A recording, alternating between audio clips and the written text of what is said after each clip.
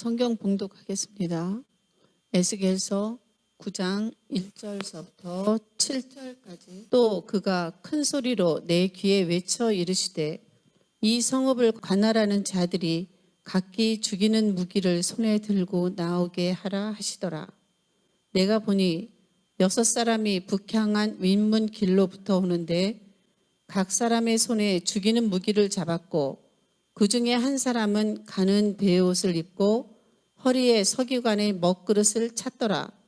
그들이 들어와서 놋제단 곁에 서더라. 그룹에 머물러 있던 이스라엘 하나님의 영광이 성전 문지방에 이르더니 여호와께서 그 가는 배의 옷을 입고 서기관의 먹그릇을 찬 사람을 불러 여호와께서 이르시되 너는 예루살렘 성읍 중에 순행하여 그 가운데에서 행하는 모든 가증한 일로 말미암아 탄식하며 우는 자의 이마에 표를 그리라 하시고 그들에 대하여 내 귀에 이르시되 너희는 그를 따라 성읍 중에 다니며 불쌍히 여기지 말며 긍휼을 베푸지 말고 쳐서 늙은 자와 젊은 자와 처녀와 어린이와 여자를 다 죽이되 이마에 표 있는 자에게는 가까이 하지 말라. 내 성소에서 시작할지니라 하시매 그들이 성전 앞에 있는 늙은 자들로부터 시작하더라. 그가 또 그들에게 이르시되 너희는 성전을 더럽혀 시체로 모든 뜰에 채우라. 너희는 나가라 하시매 그들이 나가서 성읍 중에 치더라. 아멘.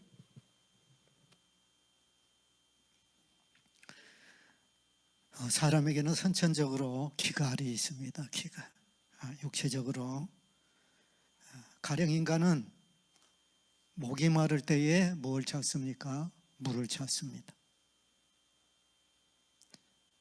배가 고플 때에는 먹을 것을 찾아요.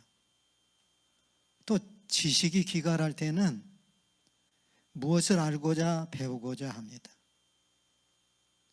애정의 기갈을 가지면 사랑하고자 하고 사랑을 받고자 해요. 물질의 기갈도 있고 또 경제의 기갈도 있고 권력의 기갈도 있습니다. 그러나 인간에게 누구나 인간 최고의 기갈이 있는데 그것은 바로 영적인 기갈입니다. 시편 42편에 살아계신 하나님을 찾아요.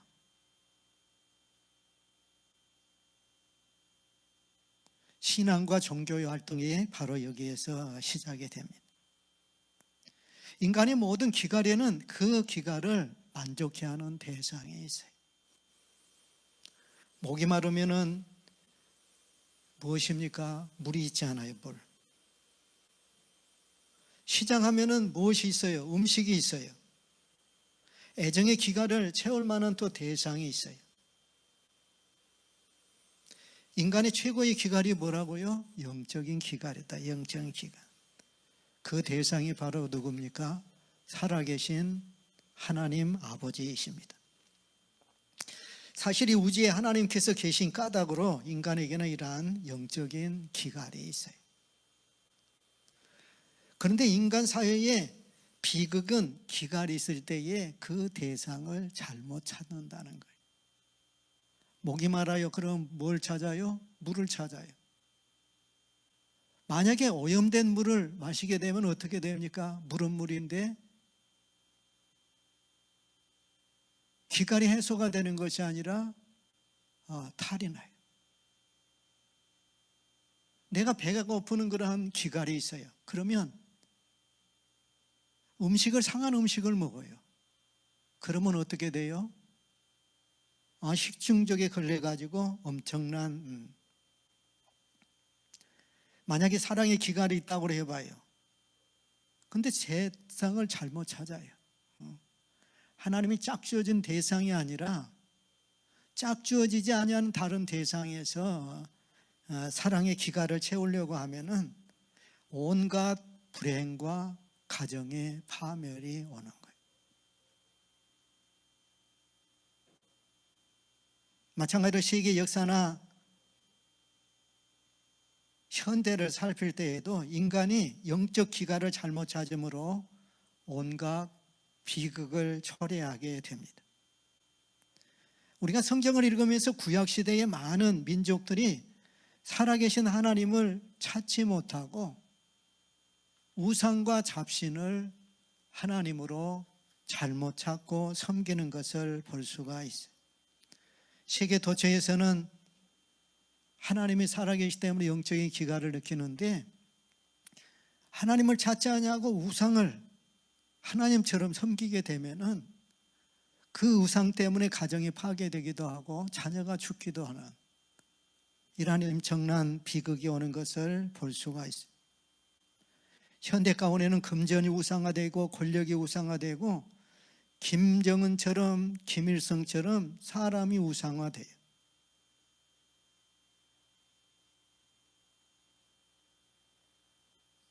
대학을 졸업한 그러한 사람까지도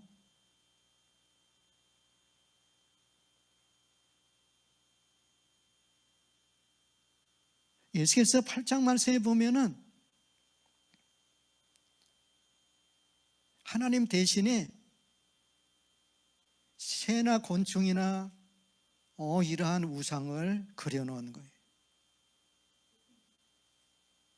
심지어는 하나님이 만드신 태양을 향해서 어떻게 해요?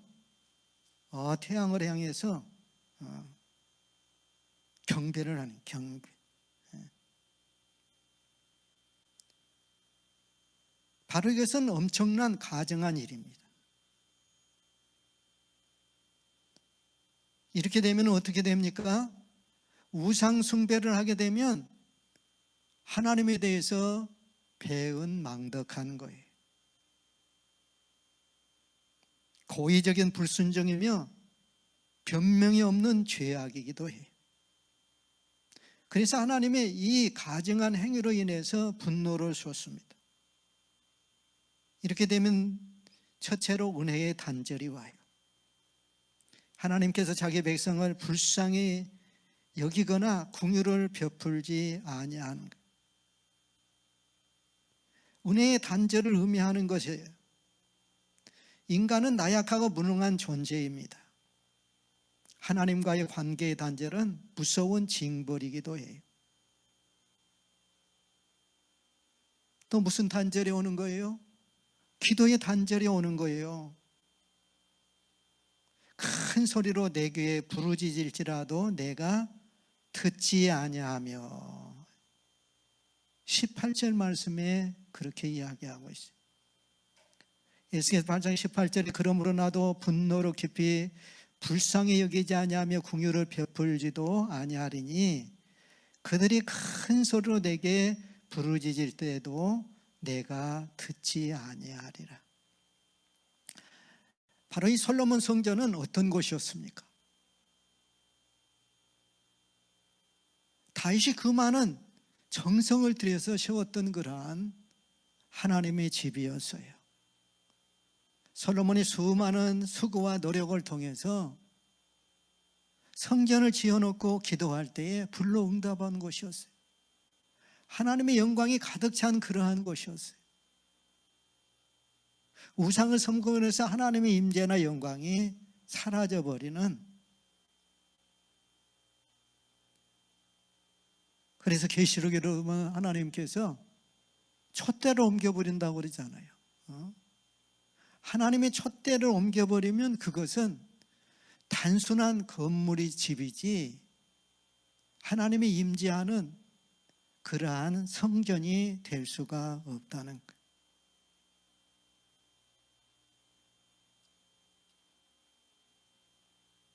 인간은 영적 기갈의 대상을 바로 찾아야 합니다. 바로 그 길이 어디입니까? 그 길은 오직 성경에 있는데, 성경을 읽으면 하나님께서 그 자신을 친히 나타내시고 계시하셨어요.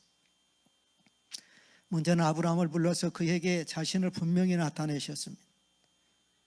뿐만 아니라 그 아들에게도 또 호렙산의 불꽃 떨기나무 가운데서도 자신을 모세에게 하나님께서 나타내셨어요. 뿐만 아니라 당신의 이름을 계시했어요. 여러분, 어떤 잡신이 자기 이름을 알려준 적이가 있어요? 세상의 우상이나 잡신은 사람이 지은 거예요. 여러분, 근본적으로 다릅니다. 하나님은 당신의 이름을 친히 나타내 알려준 거예요.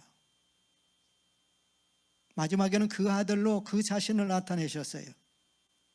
그래서 히브리서는 그렇게 이야기합니다. 옛적의 선지자들로 여러 부분과 여러 모양으로 우리 조상에게 말씀하신 하나님이 이 모든 날 마지막에는 아들로 우리에게 말씀하셨으니 이 아들은 만유의 후사로 세우시고 또 저로 말미암아 모든 세계를 지으셨느니라.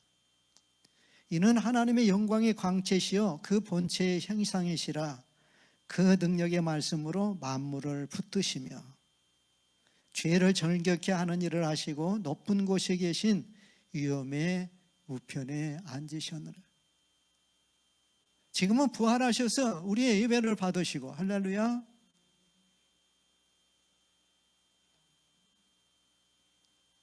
그리고 주님께서는 내가 곧 길이요 진리요 생명이라고 말씀하시고 계십니다. 제자 빌립이 아버지를 보여주려고 했을 때에 나를 본 자는 아버지를 보았는데 어찌하여 아버지를 보여달라고 하냐는 거예요. 우리는 예수님을 통해서 하나님의 마음, 하나님의 성품, 하나님의 뜻을 우리가 발견할 수가 있어요. 그리스도의 부활은 영원히 살아계신 하나님을 나타내신 것입니다.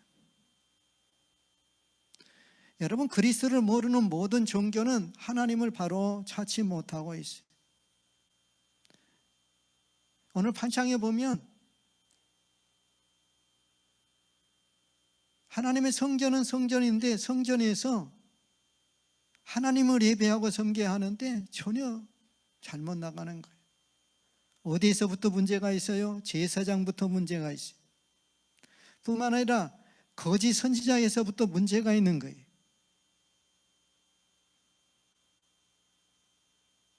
오늘 말씀해 보니까 장로들도 우상 가운데 행한다고 그랬어요.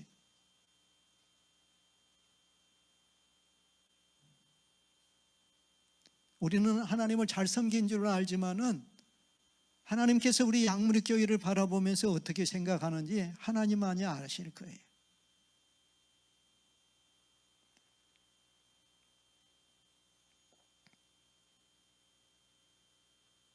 오늘 총회 직원들 사무총장에서부터 한 300여 명의 예배를 드렸어요.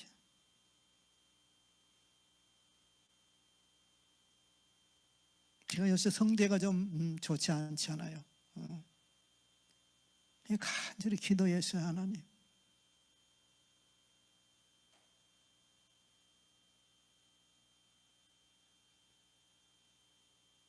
대표 기도할 때 우리가 무슨 기도를 해야 합니까? 제일 중요한 것은 성령께서 듣는 사람의 마음을 열어달라고. 할렐루야. 우리가 대표 기도하면서 진짜 중요한 것을 안 해요. 성령께서 마음을 열어주지 않으면 아무리 전해도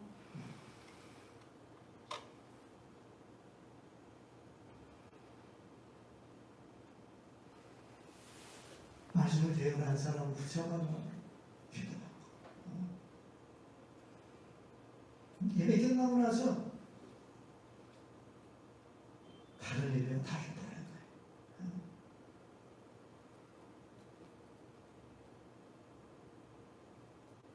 야, 어제부터 참 복잡하더라고요. 노예를 하면서 또 보고해야지. 인지그스를 하는데, 야, 이것도 축사와 고면을 해야 하는데 어떻게 하냐. 간절히 하나님께 기도했어요. 주의 보혈의 피를 바르고 뿌리고 적시면서 예수의 이름으로 회복하고 병하고.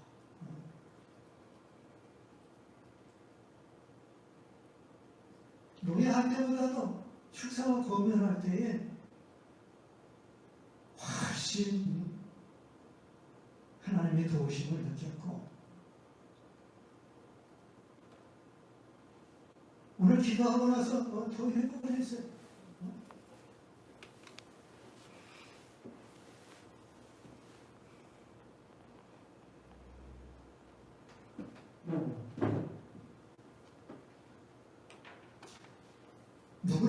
섬기느냐가 참으로 중요한 거예요. 우상을 섬기는 민족마다 불행하게 된 거예요. 이것은 바로 역사가 증거하는 거예요. 영적으로 타락하게 되면 사회적으로, 경제적으로 모든 것이 다 타락을 하게 돼요.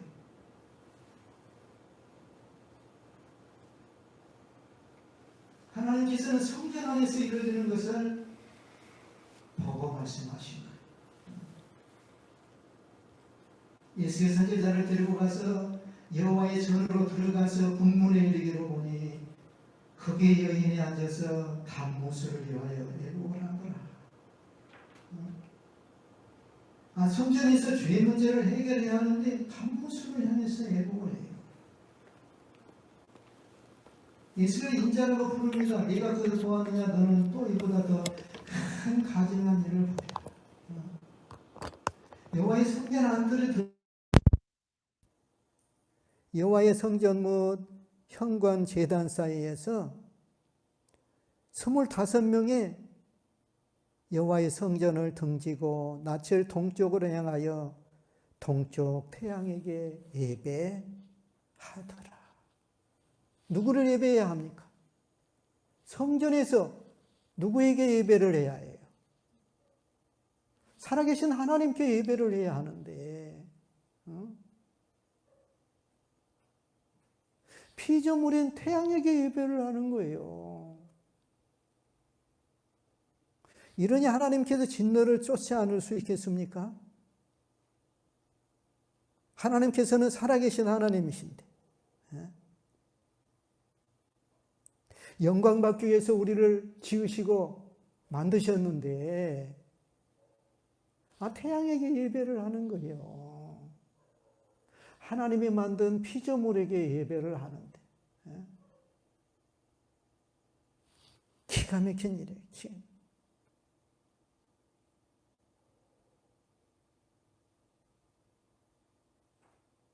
하나님의 진노가 쏟아집니다.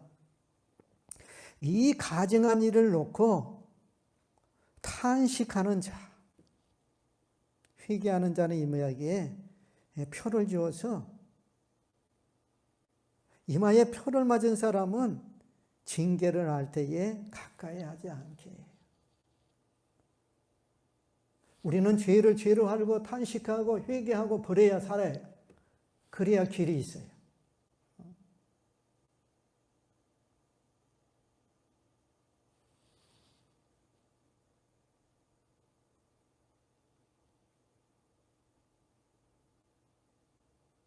오직 살아계신 하나님만 숭배할 때에 오직 진리가 되고 생명이 되시는 그리스도만을 따라갈 때에 자연히 우리 개인이 깨끗해지고 우리 가정이 깨끗해지고 우리 사회 민족이 깨끗해집니다.